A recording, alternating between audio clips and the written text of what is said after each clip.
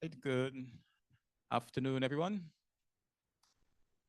So I'll be kicking off this evening session with my presentation on enhancing marine sector services.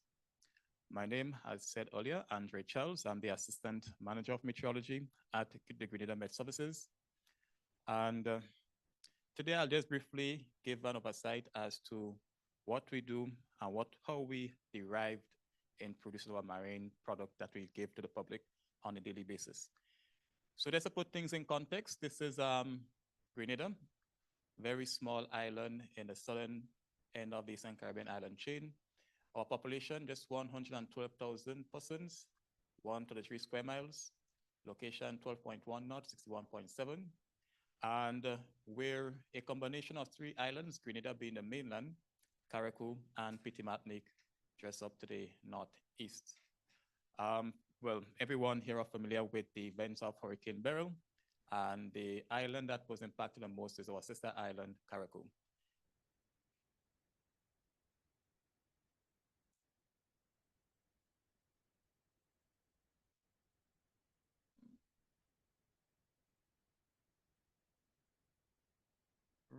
Yeah, I think that's right. So the Met Service, where it's currently located, was established in 1984, first before we were located to the northern part of the island, and it was called Pearls Airport.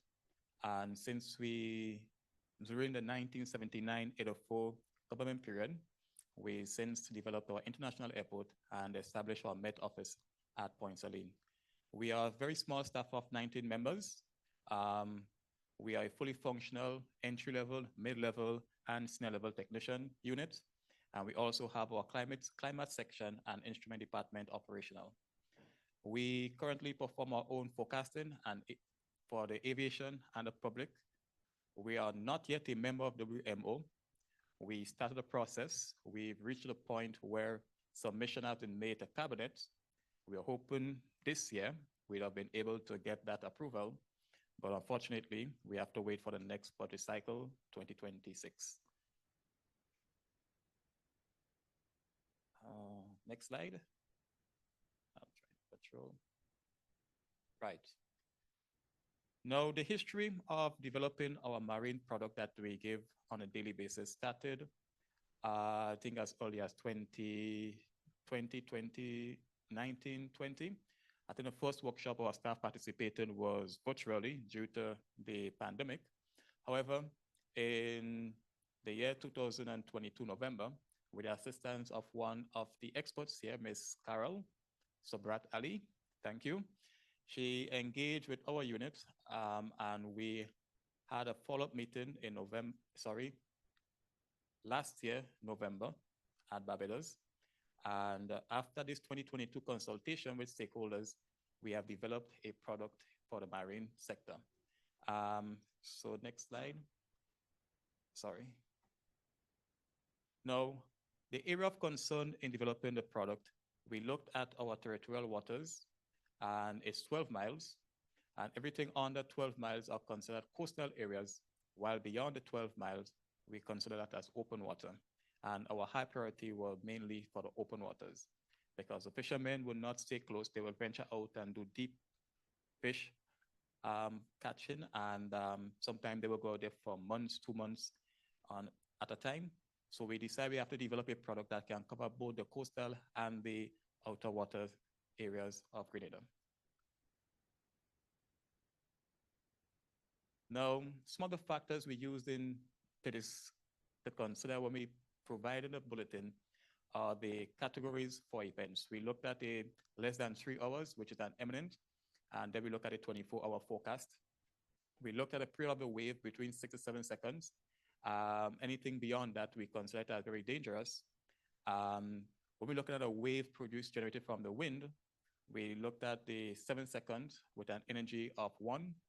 Therefore, we know once we're looking at 15, which is already considered as very dangerous for the marine sectors, we have the option of issuing a bulletin to the public. At the end, this is the product which we are generating. And this covers all the areas that the World Met Organization has considered for issuing a bulletin. We can see the valid time is up here, the date and the validity. The coding can change from green to orange to red. We give a synopsis as to the major weather pattern that is affecting. We give a forecast to the public. We looked at both sides, the west and the east coast. We look at the likelihood of the event happening. This area here in populating this area, we also use the products available on the internet between the Hurricane Center, all of the other areas that we get our information from. The impact, again, this is also determined based on the level. And there are other terminologies that can be put into here. And these are not things that we as staff have to go look for. They're already generated. We just decide and choose which one best suit the conditions available. And then we decide what the response would be like. In this instance, is a green, therefore no action required. And we give the moon phase. This one was issued in 2024. We saw that the first quarter was the 13th of July, and the last phase, which was new moon, which was the 5th of July. Again, these are things that the marine sector would be interested in because they have the opinion that the moon health drives the conditions of the sea and where the fish would be. We also gave a moonrise and moonset. We gave a sunrise and sunset. And again, the forecaster signs off on it. This here is the red alert. And this one was issued last year during the passage of Hurricane Beryl. As we can see, the synopsis is a Hurricane Beryl producing storm surge and large swells. We give a condition of the weather. And again, the likelihood of the event is high, the impact is severe, response, take action. So this is what we produced when the priority of the bulletin is high. And we issue this bulletin every morning at 5 a.m. So the fishing folks have an opportunity to know what the weather conditions are like before they venture out at sea. This was something that was highlighted significantly during the consultations because we would normally give our forecast at 7 a.m. And the fishing folks says, listen, by this time we're out at sea. There's no internet connections. Therefore, we decided to move the time up and give a special bulletin at 5 a.m. Now, the way forward in terms of what we next step, we are currently developing and updating our current SOPs and producing new SOPs to ensure that we cover all sectors that this bulletin will be issued to.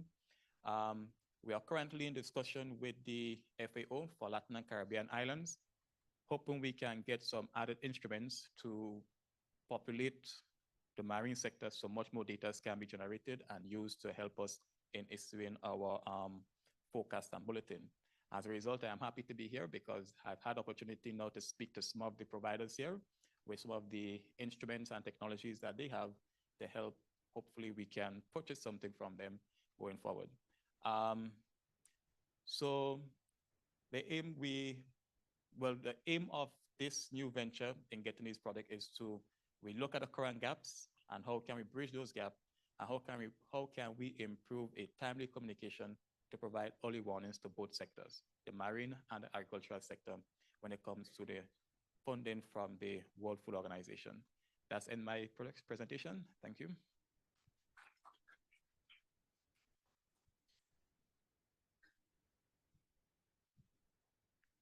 Thank you, Andre, and good afternoon, everyone.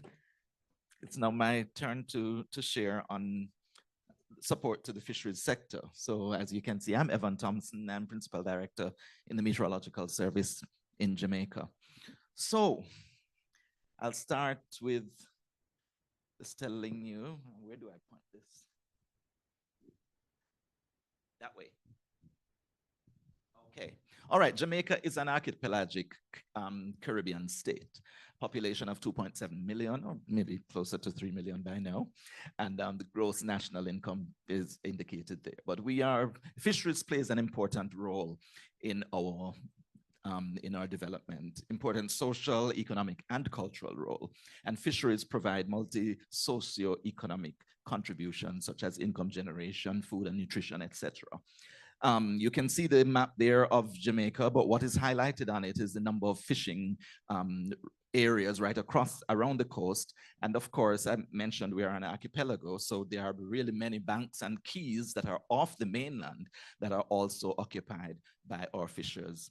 And so fishery are very important, and of course our fishers are extremely important in the work that we do in the Meteorological Service. So marine capture fisheries and aquaculture have been highly developed and have become economically significant, while inland freshwater capture fisheries operate at a smaller scale.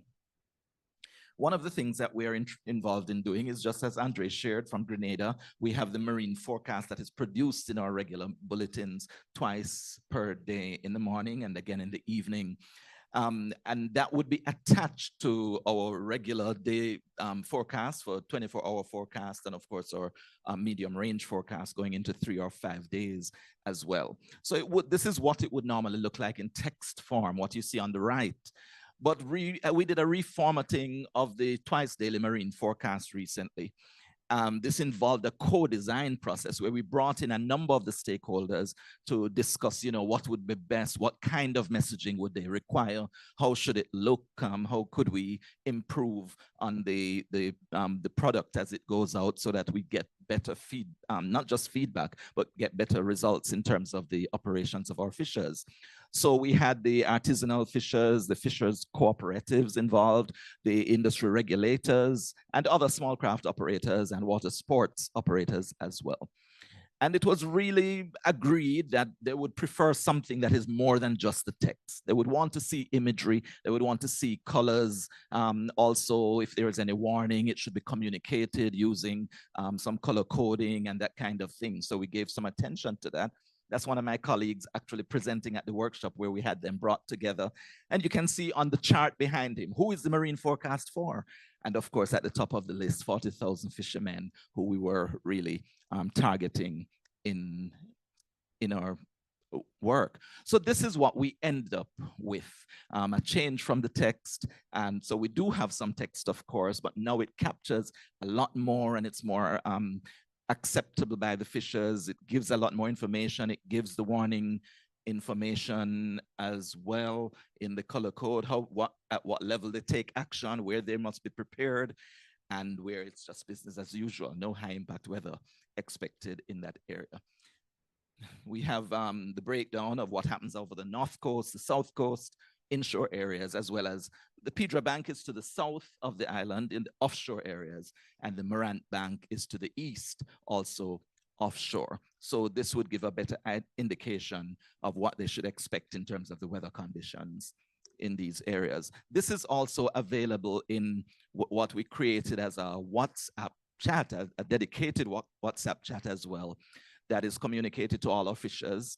We have it broken down in different groups where they, depending on the group that they are a part of, whether they are working in the Pedra Bank area or in the Morant Keys, or if they are on the coast in some other area, then it would be dedicated to, they choose that from the group. And the messages would be communicated just like that on the cell phone. Continuing. When we, of course, we are also focused on providing information for them when there is a tropical cyclone threat. And so this is an image that showed the projected track of Beryl when it was over 600 miles east of Barbados. And that's when we started to indicate to the fishing public what was expected in the area over the next few days, because what our basic mode of operation is, whenever there is a threat to the island, we ensure that the fishers are the first ones who get the information, because they need to evacuate the keys, evacuate the banks, get to the mainland, secure their boats or the vessels, and this would all be prior to us moving to tropical storm or hurricane warnings. So it's important that we address them first. As soon as we see any kind of threat, we would also contact our Coast Guard, the Jamaica Defense Force Coast Guard, who would be assisting in any evacuation procedures. So we are the ones who indicate when evacuations should take place for the fishers. And this is what we use. Did I miss something here? I think there was another image on the right, but it doesn't show on this. But okay. So we have our severe weather orders that dictates how we operate during the hurricane season. And it takes into consideration all the things that we have to do, how we disseminate messages, how we craft messages, who we need to speak to. All our procedures are documented in these severe weather orders. And there's a page that has to do with the Marine Interest Action Plan, or the Fisheries Action Plan. And we use different phases of this plan depending on the message. And it depends on how far we are from the expected impact of these systems. And then we pull from this section that is useful. So before impact, 84 hours before impact, we would say fishers on the Keys and Banks are advised to commence preparations with a view to evacuation should it become necessary. But when we get all the way down to 36 hours before impact, all small craft operators, including fishers from the Keys and Banks, should by now have completed all the necessary safety precautions and are advised to remain in safe harbor, and all warning messages have been lifted and wind and sea conditions have returned to normal. So we phase this, and we would utilize whatever section is appropriate until we move to the time when they are totally secured, and then we initiate warnings with the tropical storm or hurricane. In this case, we're looking at promoting community-based climate resilience in the fisheries sector. And this is a particular project that we engage in the Meteorological Service. We were working along with the National Fisheries Authority, who were really conducting this project, but brought in the Meteorological Service to provide some of the deliverables that you would see listed here. So it included a number of things that we were going to be doing to enhance the work of the fishers and to ensure that they are prepared, that they are building their resilience. It would include the development of certain products, some of them available by the creation of a new website that would communicate information that would be useful to them that has to do with weather conditions and meteorology generally. So this is a project that we engage. At the end of it, a final report was prepared. And I believe I'm running to the end here. This is just an image here showing some of this is what took place really. So images of some of the fishers and fisher folk in training when we had the project being implemented. And so they would be taught, what are some of the things we would expect them to understand, how we would communicate to them, and of course, how they could utilize that information to secure their livelihoods and of course, build their resilience. So, supporting the fisheries sector, in summary, the sector is considered with specific attention in the regular daily production of forecasts from the National Meteorological Center. Fishers are prioritized in severe weather conditions, primarily concerning tropical cyclone threats, with evacuation of marine areas completed ahead of the initiation of tropical storm or hurricane warnings, and then fisheries concerns are addressed in the development of projects to ensure their resilience. Thank you.